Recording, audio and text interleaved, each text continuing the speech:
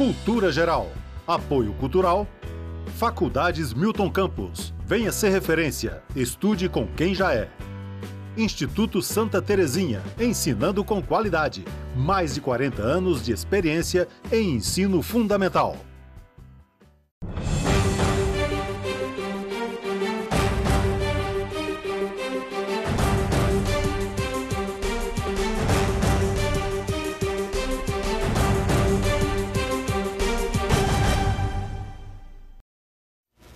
Olá, muito boa tarde, começando agora mais um programa Cultura Geral. Hoje a gente vai tratar aí da responsabilidade civil e trabalhista desse acidente aí da Vale, né?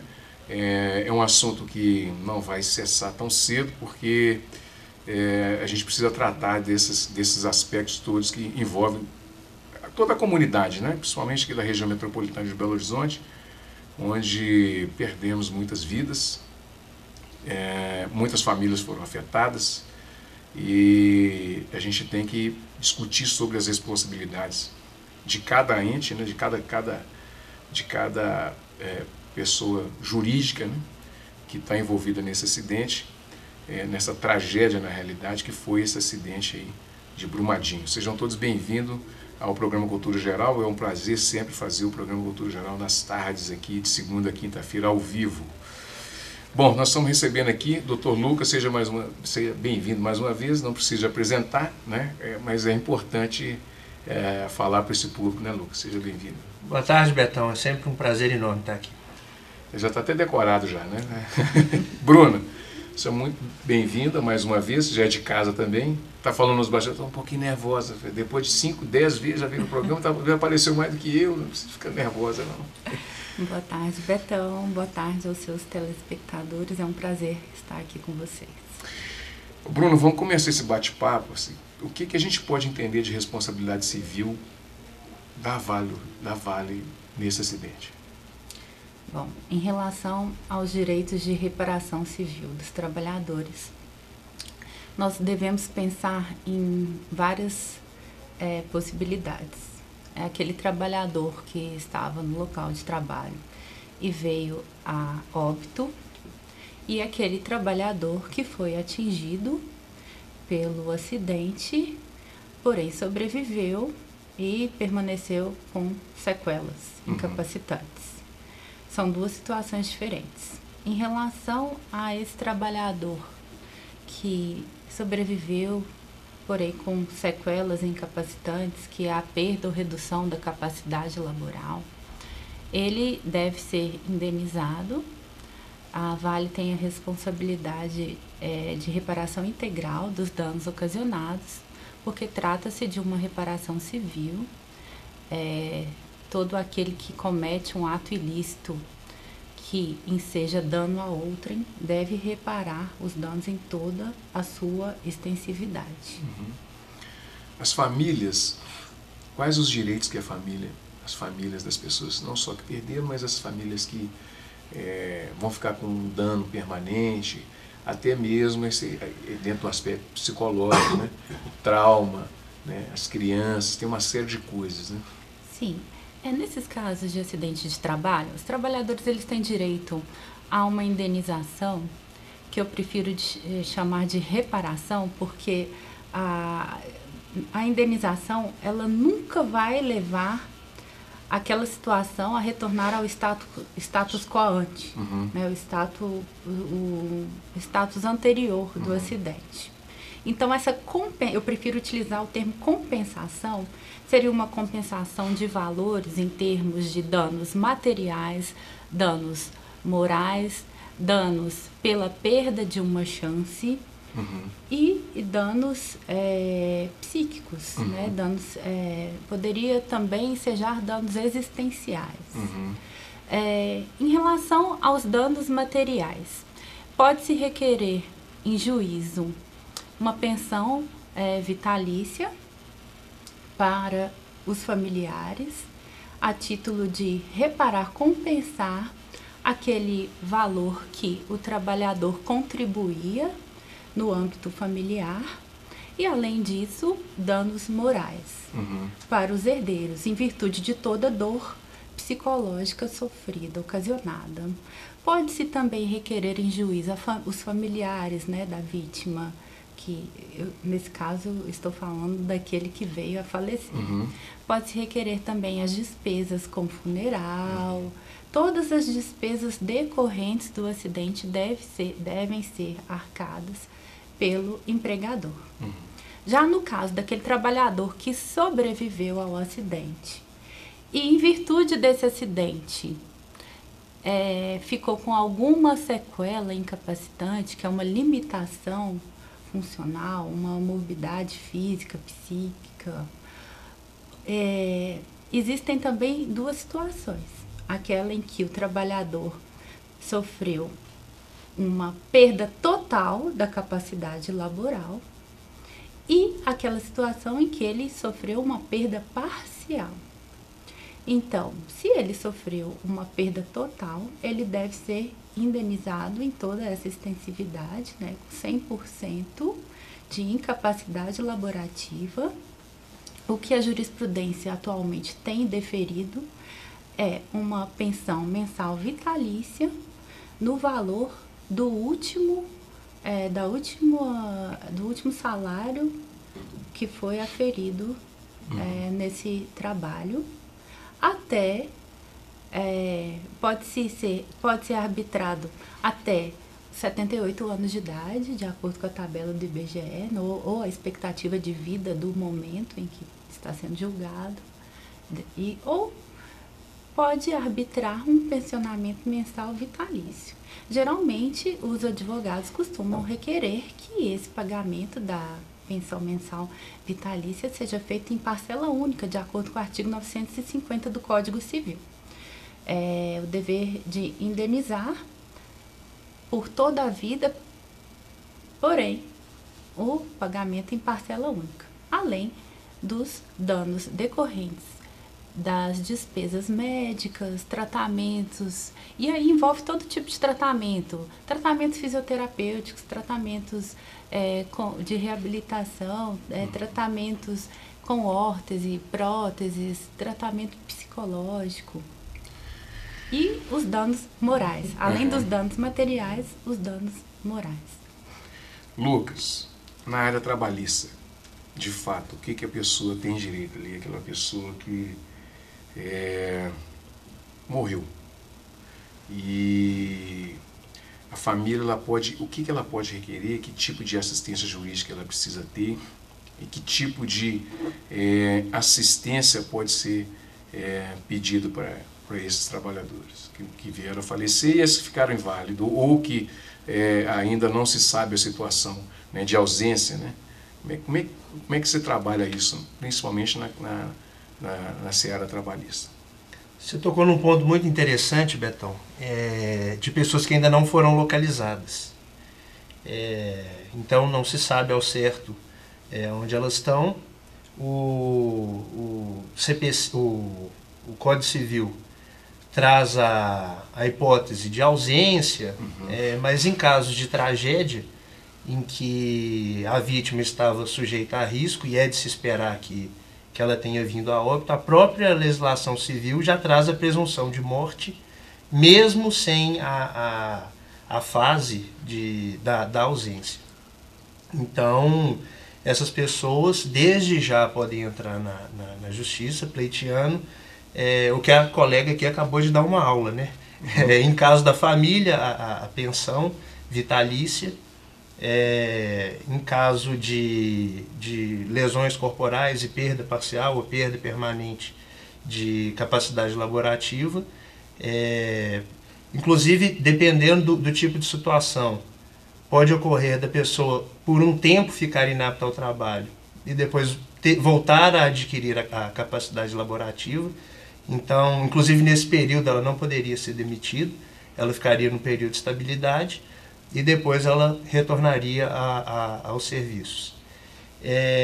Em relação a todos esses danos causados, a gente tem que sempre bater na tecla aqui da ampla reparação dos danos causados, tanto na esfera moral quanto na esfera material. Inclusive, o núcleo familiar pode ser o mais prejudicado, se eventualmente houver o óbito, né, do empregado. E ensejar realmente, além dos benefícios previdenciários, a pensão vitalícia para esse núcleo familiar. Tem uma coisa interessante também, que é esses trabalhadores que estão hoje tendo que ir para esses locais, que vão para os locais que tem a barragem, que presta serviço para a mesma empresa e tal. Eles têm algum direito? Pode ter se tiver algum risco, eles têm direito a uma rescisão indireta? No caso de já ter ocorrido o acidente, ainda mais se tratando de morte, o contrato já se encerrou, né? Obviamente, por ter ocasionado a morte. Agora, num momento anterior, em que se vislumbre que a própria segurança do empregado se encontre em risco pelas condições do meio ambiente de trabalho, eu acredito que é sim um motivo para rescisão do contrato de trabalho. Bruno, foi bom o Lucas ter tocado nesse assunto, porque nós falamos muito naquele programa da qualidade do meio ambiente de trabalho. Nós vamos esbarrar aí na quantidade de barragens que estão condenadas aí, né? Inclusive o João Vitor Xavier, eu vou tentar trazê-lo aqui para a gente também tratar desse assunto, que alertou, né? Até com muita maestria, quando ele falou, né, que ele tinha certeza que estouraria, que teria acidentes graves com a barragem. Como trabalhar eu tenho que voltar a fazer essa pergunta de novo para você. Como que a gente trabalha essa condição da melhor qualidade do meio ambiente de trabalho, principalmente aqui no Brasil? Sim, eu já estive aqui em um programa anterior falando a respeito desse assunto, e uma das questões que nós frisamos bastante foi os princípios que regem o meio ambiente de trabalho, que são os princípios da precaução e prevenção.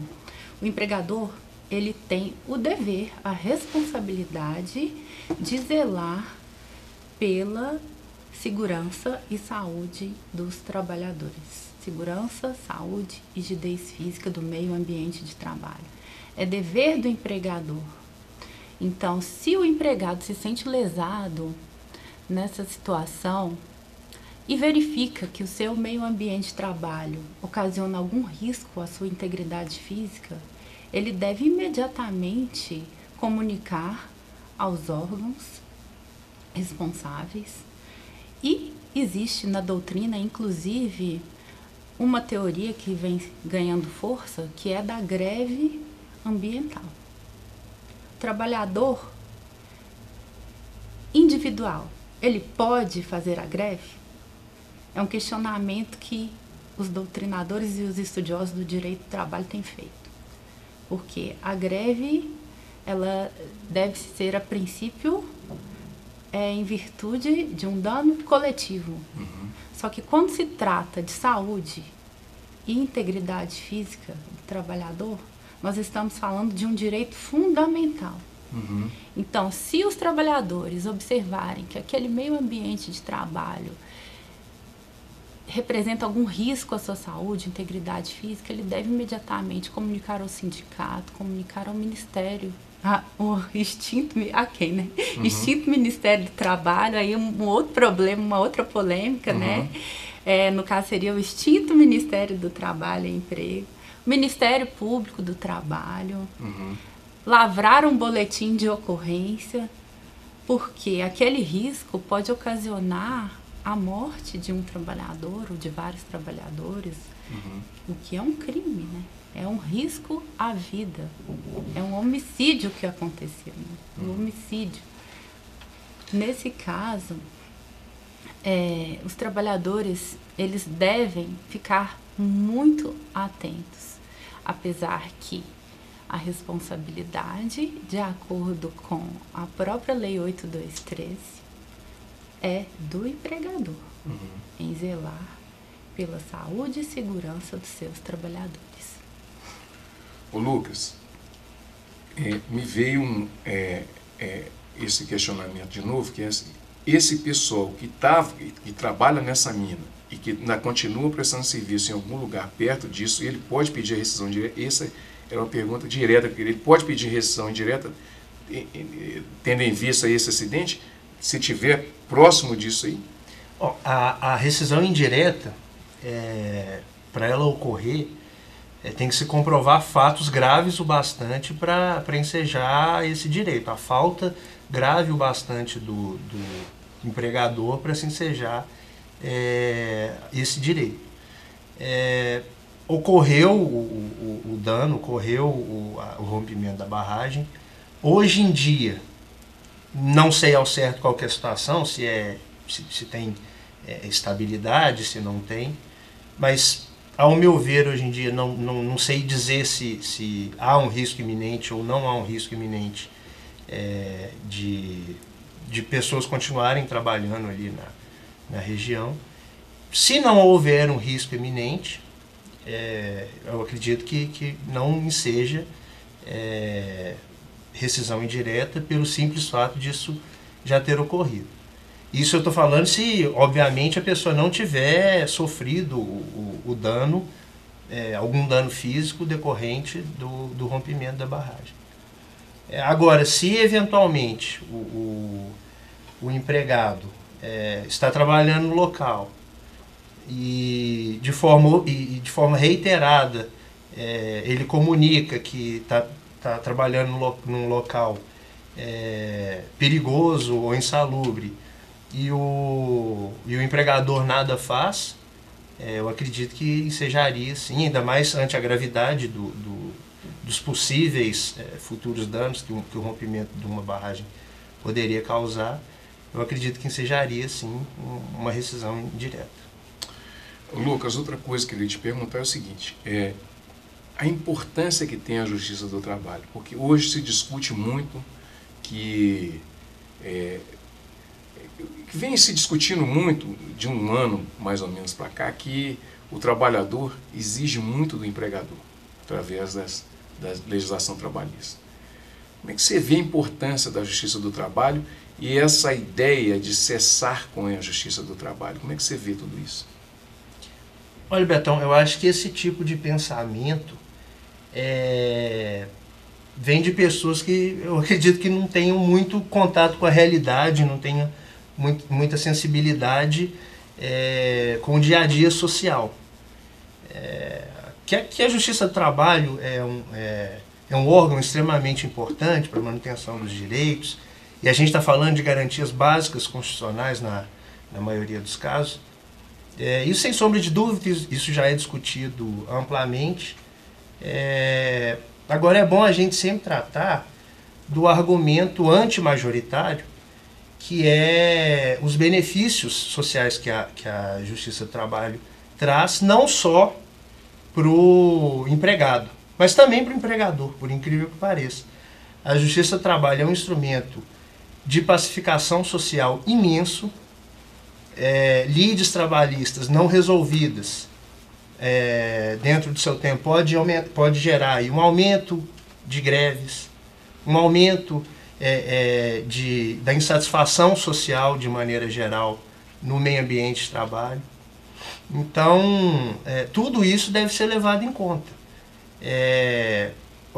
Uma coisa que eu sempre digo também, se você for colocar na ponta do lápis, é muito melhor para o empregador ele deixar de arcar com os direitos trabalhistas do que deixar de arcar com direitos tributários, com obrigações tributárias e eventualmente até com empréstimos bancários, porque todo débito trabalhista ele é apenas corrigido monetariamente e juros de 1% ao mês só a partir do ingresso da reclamação trabalhista no judiciário. Ou seja, a própria Justiça do Trabalho é um mecanismo de auxílio ao empregador. Sem contar que há a possibilidade de realização de acordos. A Justiça do Trabalho sempre promoveu a realização de acordos, o parcelamento da dívida. Então, me parece um argumento de quem não tem muita sensibilidade com o dia a dia social. Sem contar o seguinte, a lide trabalhista ela vai continuar existindo, haja justiça do trabalho ou não. Para onde que isso vai? Isso vai para a Justiça Federal, que é o órgão mais abarrotado de processo que a gente tem hoje em dia. A gente ainda tem a limitação do teto de gasto público em âmbito do governo federal. Então a situação já é crítica junto à Justiça Federal. A gente vai pegar toda essa lide trabalhista e ainda abarrotar mais ainda a Justiça Federal, ou então a gente vai pegar toda essa lide trabalhista e jogar na Justiça Comum, sendo que todos os estados estão quebrados. O próprio sistema judiciário estadual vive em frangalhos, e isso vai prejudicar a sociedade de maneira integral. Pensa toda a lide trabalhista indo para a Justiça Comum. O recebimento, a cobrança de dívidas vai atrasar ainda mais. O recebimento de pensão alimentícia vai atrasar ainda mais. Então, me parece que isso é uma atitude irresponsável e pouco pensada, que pode trazer efeitos catastróficos. Bom, gente, deixa eu fazer um intervalinho, daqui a pouquinho a gente volta com mais cultura geral, o papo está muito bom. Uma aguinha só, daqui a pouquinho a gente está de volta.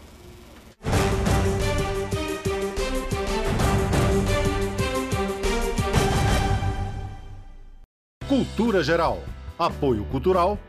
Faculdades Milton Campos. Venha ser referência. Estude com quem já é.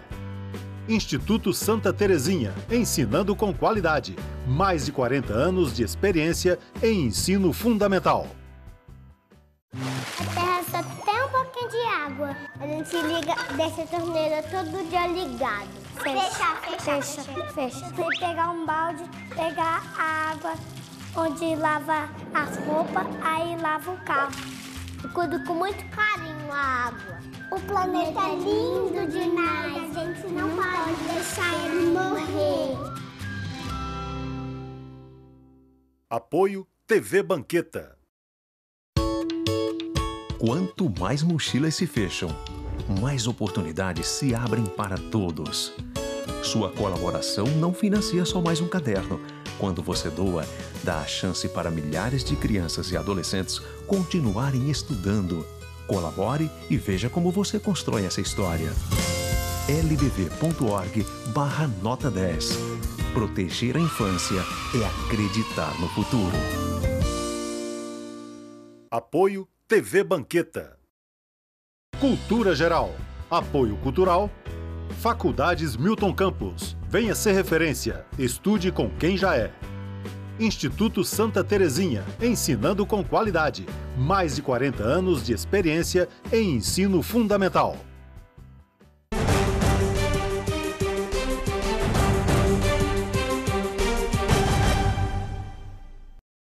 Muito bem, de volta com a Cultura Geral. A Bruna está feito, larga esse celular aí. Enquanto no intervalo que eles vão conversando, eu vou respondendo todo mundo aqui que manda mensagem para mim. Bom, o Bruno, larguei o celular e vamos falar de previdenciária agora, dessa turma que vai precisar muito da Previdência, né? E a gente está vivendo esse momento também de reforma da Previdência e a gente precisa tratar de todos esses aspectos, né?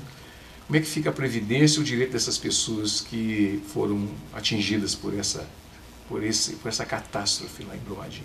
Sim. Em primeiro lugar, é importante lembrar que todo trabalhador doente ou acidentado, doente que a doença seja decorrente do trabalho, ou acidentado, ele tem direito a uma estabilidade que está prevista no artigo 118 da Lei 8213, que prevê que todo trabalhador, após a alta médica do INSS, ele tem a estabilidade de emprego durante 12 meses. Então, imaginemos que aquele trabalhador sofreu o acidente. Desse acidente, ele sobreviveu, porém restou uma sequela. Ele, primeiramente, vai perceber um benefício, que é o auxílio doença acidentário. Após a alta médica do INSS, ele tem ainda estabilidade de emprego de 12 meses. A empresa não pode dispensá-lo antes desses 12 meses. Ou se dispensar, terá que indenizá-lo. Além disso, se desse acidente restar uma sequela permanente, uma incapacidade laboral, uma incapacidade funcional, uma limitação funcional permanente, que é aquela irreversível, ele tem direito a um outro benefício, que é um benefício indenizatório, que poucas pessoas sabem. Esse benefício está previsto no artigo 86 da mesma Lei 8213, de 98, que é 50% do salário de benefício até a aposentadoria. Então, o que acontece? O trabalhador acidentou, sobreviveu. Desse acidente, restou uma sequela incapacitante. Após a alta médica do INSS, ele retorna ao trabalho e vai voltar a receber o seu salário. Porém, ele tem uma lesão que limita a sua capacidade laboral. Às vezes, ele não consegue mais movimentar algum membro com a mesma amplitude. Ele tem uma limitação, ele não consegue exercer a sua função primitiva da maneira que ele exercia antes do acidente. Então, esse trabalhador, ele vai ter direito a esse benefício acidentário de 50% do salário de benefício até a aposentadoria, cumulado ao salário que ele vai receber na empresa. É muito importante que fiquem atentos, não apenas os trabalhadores da Vale, mas com todos aqueles trabalhadores que são vítimas de acidente e ficam com uma sequela definitiva. Se ele, desse acidente, ele ficar completamente inválido, ele vai ter direito à aposentadoria por invalidez acidentária, que é um outro benefício previdenciário. Além desse benefício, nós temos que pensar também nos herdeiros das vítimas do acidente. Esses, por sua vez, têm o direito à pensão por morte, se forem dependentes daquele trabalhador que veio a falecer. Lucão, deixa eu te perguntar uma outra coisa. O sujeito que foi acometido por esse acidente, e ele, por hora, não tem problema nenhum. Conseguiu escapar ali, não tem problema nenhum. Mas no futuro, de 1 ano, 6 meses, 2 anos, apareça alguma doença decorrente disso. Quais os direitos que essa pessoa tem? Direitos trabalhistas, né? Essa pessoa tem. Continuam tendo os mesmos direitos. Isso pode ser demonstrado através de perícia médica, mesmo que lá na frente. E se isso gera um dano continuado, um dano que se perpetue no tempo, esse dano tem que ser indenizado de forma contínua também, da mesma forma. Agora, uma coisa mais pessoal, como é que vocês viram um acidente assim? Vocês que militam na área do direito do trabalho e também previdenciário, né? Como é que vocês viram esse acidente assim? Quando no primeiro momento assim, e foi aquele impacto assim não é possível que aconteceu de novo, né? Como é que vocês viram isso? Eu acho que foi uma catástrofe tão grande que extrapola os limites do direito do trabalho, né? Mas uma coisa que me chamou bastante atenção foi a seguinte situação: você tem uma barragem, mesmo que eventualmente, se todos os laudos estivessem comprovando que a barragem é estável, não há nenhum risco, eles mantiveram um refeitório na área de escoamento do rejeito se eventualmente a barragem rompesse. Ou seja, uma coisa que não faz sentido nenhum. Qualquer pessoa com o mínimo de bom senso deveria pensar, né? Sem sombra de dúvida, é um ambiente de risco, mesmo estando tudo ok. Vamos tirar o refeitório daqui, porque se eventualmente acontecer alguma coisa, vai morrer muita gente? Vai. Mas pelo menos aquelas pessoas que estariam no refeitório teriam sido salvas. Então, é uma coisa que comove, né? E que simples medidas poderiam ter evitado um número muito grande de mortes. Assusta, Bruno? Sim, Betão, eu fiquei extremamente impactada porque eu assisti na televisão no mesmo dia. Eu tenho um terreno próximo ao local e uma pessoa me mandou uma mensagem quando eu vi. Eu vi materializar ali diante de mim tudo aquilo que eu estudei para realizar a minha dissertação de mestrado. O que eu defendo?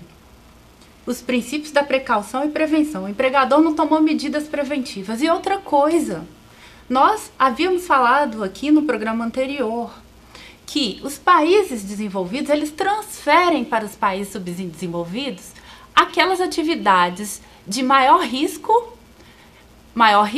econômico e social e resguardam para si aquelas atividades de maior potencial econômico, que são geralmente atividades intelectuais. E transferem mineração, siderurgia, metalurgia para os países periféricos. Dessa forma, transfere-se também os riscos. O empregador, geralmente, é uma empresa multinacional de capital. Transnacional, são sociedades anônimas. Então, quem que é o dono dessa empresa? Não existe para apontar, é esse o responsável. E, no fim das contas, indenizar se torna mais benéfico, mais vantajoso do que tomar as medidas preventivas, porque nós sabemos que existem novas tecnologias que fazem com que não seja necessário que existam essas barragens de rejeitos minerais, rejeitos líquidos. Então, por que não se aplica uma nova tecnologia para resguardar a vida dos trabalhadores, resguardar a vida das pessoas que habitam a região e, principalmente, o ecossistema, a natureza, os rios? Está tudo sendo afetado, é tudo comprometido. Então, nós temos muito a desenvolver no âmbito da responsabilidade civil do empregador, de modo que as indenizações sejam indenizações que realmente reparem, seja um ressarcimento justo, de modo que evite que esse tipo de acidente aconteça, e também desenvolver a responsabilidade penal da pessoa jurídica, porque com o artigo 225 da Constituição existe a polêmica. Agora, a empresa, a pessoa jurídica, ela pode sim ser responsabilizada penalmente. Então, quando você vê que existe uma leniência na legislação em relação a essas empresas que vêm aqui, exploram nossos trabalhadores, cerceiam vidas, destroem família, além disso vai desaguar no INSS, Previdência Social, é uma conta que todos nós pagamos, esses benefícios. Fora o meio ambiente. Fora o meio ambiente, que afeta não só os brasileiros, é todo o ecossistema. São animais, é a flora, é a fauna, tudo está sendo dizimado pelo homem. Até quando nós vamos ser permissivos e continuar assistindo isso de braços cruzados? Lucas, para a gente encerrar, eu vou lembrar de um artigo que nós tivemos que ler, que foi a teoria da dependência do Fernando Henrique Cardoso. E eu não sei se você lembra, mas exatamente isso, essa dependência que tem dos países periféricos dos países ricos, né? A gente precisa, pelo menos, tentar melhorar essa matriz. Como é que você vê isso? É possível, economicamente pensando assim? Economicamente, você tocou num ponto, a professora Bruna também tocou em outro, que eles se entrelaçam. O meio ambiente, ele tem um valor. E esse valor não integra o custo do produto. Se você está desenvolvendo uma atividade industrial, você está poluindo o meio ambiente, mas você não está indenizando ninguém por estar poluindo o meio ambiente. Você depredar a natureza, utilizar a água, isso não tem um custo. Isso não integra o preço do produto em si. Então, quem arca com isso? Ninguém arca com isso. Agora, nos países desenvolvidos, até por busca de qualidade de vida, e legislações severas, pactos internacionais, que eles respeitam, e países subdesenvolvidos não. Isso é levado em conta. O bem-estar social é levado em conta em relação ao dinheiro. Porque você tem, para se fazer um produto barato, você tem um sacrifício social enorme, um sacrifício ambiental enorme. Então, as coisas têm que ser sopesadas para que se mantenha o bem-estar de todos, realmente, e se evite tragédias como essa que ocorrem por aí, de forma rotineira até. Mariana e Brumadinho foram casos enormes, mas de forma... Quais serão os próximos? Aconteceram várias tragédias entre Mariana e Brumadinho, obviamente que não com essa proporção, e ninguém ficou sabendo. Bom, gente, chegamos ao final aí do programa Cultura Geral. Encerramos aqui, pelo menos, essa etapa desse debate. Segunda-feira nós vamos falar da responsabilidade penal, né? Desse caso também. Chegamos ao final aqui. Um grande abraço. Amanhã estaremos de volta. Amanhã o assunto é startup. Um grande abraço e até amanhã, se Deus quiser.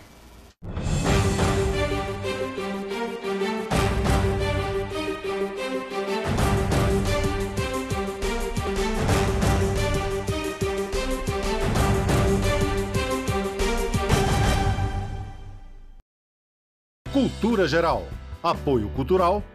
Faculdades Milton Campos. Venha ser referência. Estude com quem já é. Instituto Santa Terezinha. Ensinando com qualidade. Mais de 40 anos de experiência em ensino fundamental.